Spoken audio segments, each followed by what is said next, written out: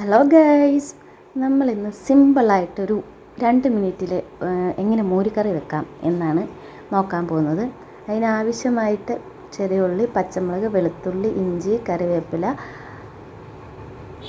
വറ്റൽമുളക് ഇത്ര വേണം. എന്നിട്ട് തൈര് നമ്മൾ എടുക്കുക. തൈര് എടുത്തിട്ട് നല്ലതുപോലെ ഉടയ്ക്കുക. ഒന്നെങ്കിലും മിക്സിയിലിട്ട് ജസ്റ്റ് ഒന്ന് അടിച്ചാൽ മതി. എന്നിട്ട് അതിൻ്റെ കട്ടയൊക്കെ കളയുക. എന്നിട്ട് നമ്മളൊരു ചട്ടി അടുപ്പത്തേക്ക് വയ്ക്കുക. ചട്ടി അടുപ്പത്തേക്ക് വെച്ചിട്ട് അതിലേക്ക് എണ്ണ ഒഴിച്ചിട്ട്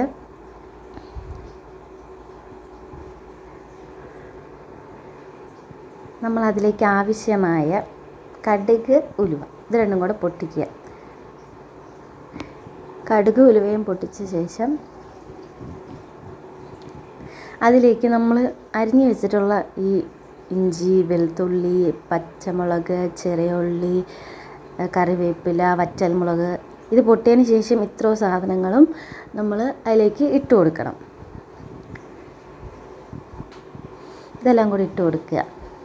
ഇതൊക്കെ ജസ്റ്റ് ഒന്നൊരു സോട്ട് ചെയ്തൊരു ബ്രൗൺ കളറൊക്കെ ആകുമ്പോഴത്തേക്കും ഇതിലേക്ക് നമുക്ക് കുറച്ച് മഞ്ഞൾപ്പൊടി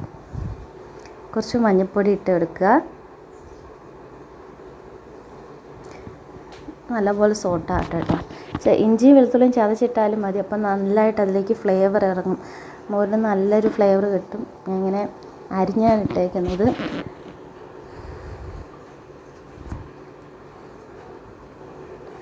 ഇത് നല്ലതുപോലെ സോട്ട് ചെയ്ത് ഇളക്കി കൊടുക്കുക.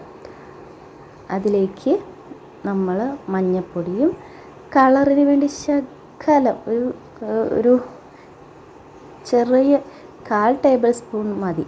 അത്രയും നമ്മൾ മുളക് പൊടിയും കൂടെ ചേർക്കുക. അപ്പോഴത്തേക്ക് നമ്മൾ മോരിന് നല്ലൊരു കളറ് കിട്ടും.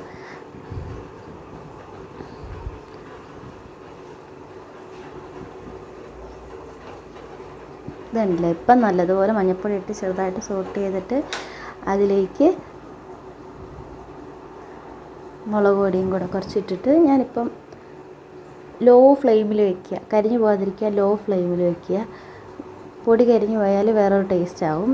എന്നിട്ട് അപ്പം തന്നെ നമ്മൾ ഈ തൈര് നമ്മൾ അതിലേക്ക് ഒഴിച്ച് കൊടുക്കുക. ഞാൻ വെള്ളം ഒഴിച്ചിട്ടില്ല, ഇനി കുറച്ച് വെള്ളം ഒഴിക്കണം.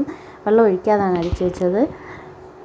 ഇനി നമ്മളതിലേക്ക് കുറച്ചുകൂടെ വെള്ളം ഒഴിച്ചിട്ട് നല്ലതുപോലെ ഇളക്കിയെടുക്കുക. ഇപ്പോൾ വേണം നമ്മൾ ആവശ്യത്തിന് ഉപ്പ് ചേർത്ത് കൊടുക്കാനായിട്ട്. നല്ല പുളിയുള്ളതാണെങ്കിൽ ഉപ്പ് നല്ലപോലെ ആവശ്യം വേണ്ടി വരും. ഇത് നമ്മൾ വെള്ളം ഒഴിച്ചതിന് ശേഷം നല്ലതുപോലെ ഇങ്ങനെ ഇളക്കി കൊടുത്തുകൊണ്ടേയിരിക്കുക. കൈ വിടാതെ ഇളക്കിക്കൊണ്ടിരിക്കുക. കാരണം ഇത് തിളച്ച് പോയി കഴിഞ്ഞാൽ പിരിയും. നമ്മൾ ലോ ഫ്ലെയിമിൽ വെച്ചിട്ട് വേണം നല്ലതുപോലെ ഇളക്കി കൊടുക്കാൻ വേണ്ടിയിട്ട്. മോര് തിളയ്ക്കാൻ പാടില്ല. തിളച്ച് കഴിഞ്ഞാൽ ഇങ്ങനെ പിരിഞ്ഞ് പോകും. അതുകൊണ്ട് തിളയ്ക്കാൻ പാടില്ല. നമ്മൾ ആ കറക്റ്റ് പാകം അറിയണമെങ്കിൽ നമ്മൾ ഈ ഇളക്കിക്കൊണ്ടിരിക്കുന്ന തവി പൊക്കി നോക്കുക. തവിയിൽ നിന്ന് നമ്മളിങ്ങനെ ആവി പറക്കുന്നുണ്ടെങ്കിൽ അതാണ് കറക്റ്റ് എന്ന് വെച്ചാൽ ആയിട്ടുണ്ടെന്നുള്ളതാണ്. അപ്പോൾ ഇത് റെഡി ആയിട്ടുണ്ട്. നമ്മൾ സിമ്പിളാണ്, എളുപ്പം ചെയ്യാൻ പറ്റുന്നതാണ്. ഇഷ്ടപ്പെട്ടെങ്കിൽ എന്തായാലും വീഡിയോ എല്ലാവരും ലൈക്ക് ചെയ്യും, സപ്പോർട്ട് ചെയ്യുമെന്ന് പ്രതീക്ഷിക്കുന്നു. പുതിയൊരു വീഡിയോ ആയിട്ട് വരുന്നവരെ ടാറ്റാ, ബൈ.